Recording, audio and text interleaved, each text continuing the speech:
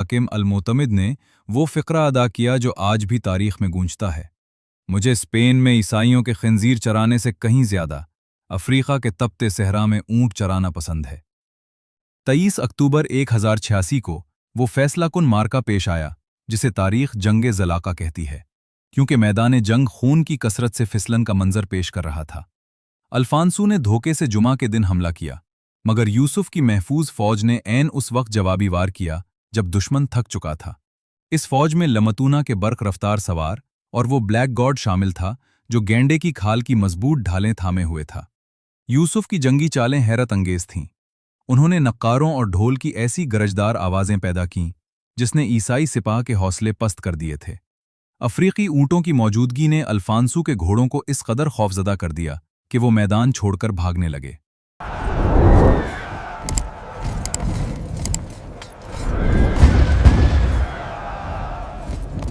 क्या आप जानते हैं कि जब स्पेन के मुसलमानों पर ज़वाल के बादल मुंडला रहे थे, तो रेगज़ारों से उठने वाले एक फ़कीर मनिश जंगजू ने तारीख़ का धारा कैसे मोड़ दिया? 11वीं सदी का अंदलुस बज़ाहिर इल्म हुनर का गहवारा था, मगर अंदरूनी तौर पर वो इंतशार का शिकार हो चुका था। एक जानिब मुस्लिम उमरार रंगरेलियों में खोए थे, तो दूसरी तरफ शुमाली इलाकों का ईसाई हुक्मरान अल्फांसू शशम उनकी रियासतों को हड़प करने के लिए पर तोड़ रहा था। जब तबाही के साए गहरे हुए, तो इशबीलिया के निडर हाकिम अल-मोतमिद ने वो फ़िक्रा अदा किया जो आज भी तारीख़ में गूंजता है। मुझे स्पेन में ईसाइयों के खंजीर चराने से कहीं ज़्यादा अफ्रीका के तपते सहरा में ऊँट चराना पसंद है। ये दहाई इस मर्द आहन के लिए थी जिसने महल्लात के बजाय रेगिस्तान की आगोश में परवरिश पाई थी, और जिसे दुनिया अब यूसुफ बिन ताशफीन के नाम से याद करती है। यूसुफ बिन ताशफीन का शजरा सिन्हाजा कबीले की शाख लमतूना से जुड़ता था। वो रिवायती बादशाहों से बिल्कुल मुख्तलिफ शख्सियत के मालिक थे। उनकी फितरत में सहरा की सख्ती और सादगी रची बसी थी। अंदलुस के नाजो नियम में पल्ले हुक्मरानों के बरक्स, यूसुफ मोटे ऊन का लिबास ज़ेब तन करते, जो कि रोखी रोटी खाते, और ऊँटनी का दूध उनकी मरगूब ग़िज़ा थी। उन्हें शाहाना ठाट बाट या ज़रो जवाहर से कोई लगाव नहीं था। मुराबितीन की बागडोर उनके भाई अबू बकर बिन उमर संभाले हुए थे।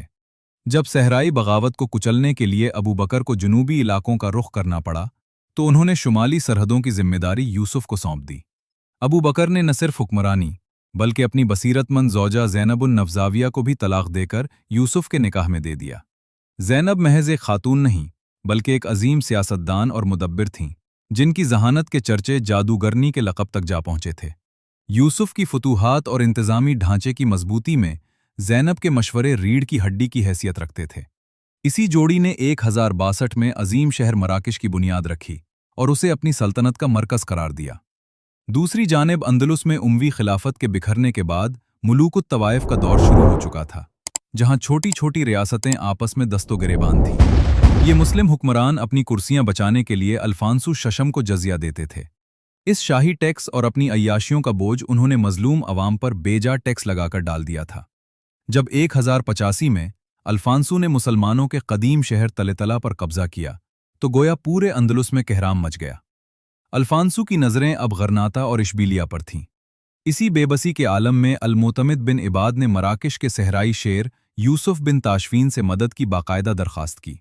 यूसुफ ने इस पुकार का जवाब अमल से दिया।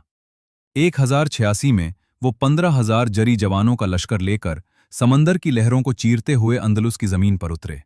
इस फौज में लमतूना के बर्क रफ्तार सवार और वो ब्लैक गॉड शामिल था जो गेंडे की खाल की मजबूत ढालें थामे हुए था। यूसुफ की जंगी चालें हैरत अंगेज थीं। उन्होंने नक्कारों और ढोल की ऐसी गरजदार आवाजें पैदा कीं जिसने ईसाई सिपाह के हौसले पस्त कर दिए थे। अफ्रीकी ऊँटों की मौजूदगी ने अल्फांसू के घोड़ों को इस कदर खौफजदा कर दिया कि वो मैदान छोड़कर भागने लगे। 23 अक्टूबर 1086 को वो फैसलाकुन मार्का पेश आया जिसे तारीख़ जंग ज़लाक़ा कहती है, क्योंकि मैदान जंग खून की कसरत से फिसलन का मंजर पेश कर रहा था।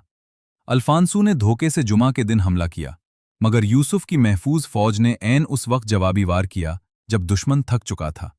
अफ्रीकी प्यादों ने ईसाई नाइट्स के घोड़ों के पांव काटकर उन्हें जमीन बोस कर दिया।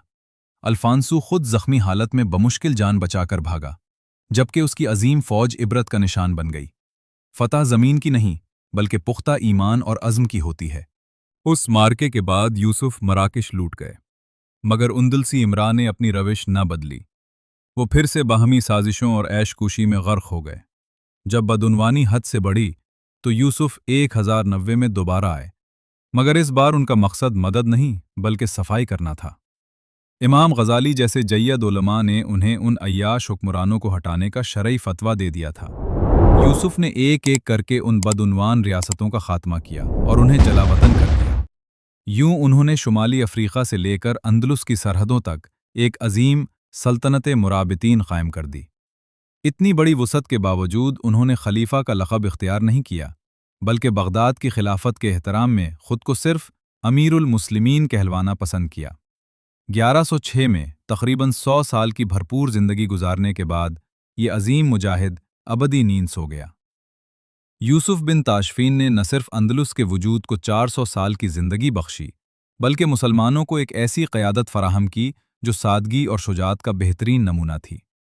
रेगिस्तान की रेत से उठने वाले इस तूफान ने साबित कर दिया कि अगर क़यादत मुखलिस हो तो बिखरी हुई कौम को दोबारा एक नाकाबिले तस्खीर कुव्वत बनाया जा सकता है।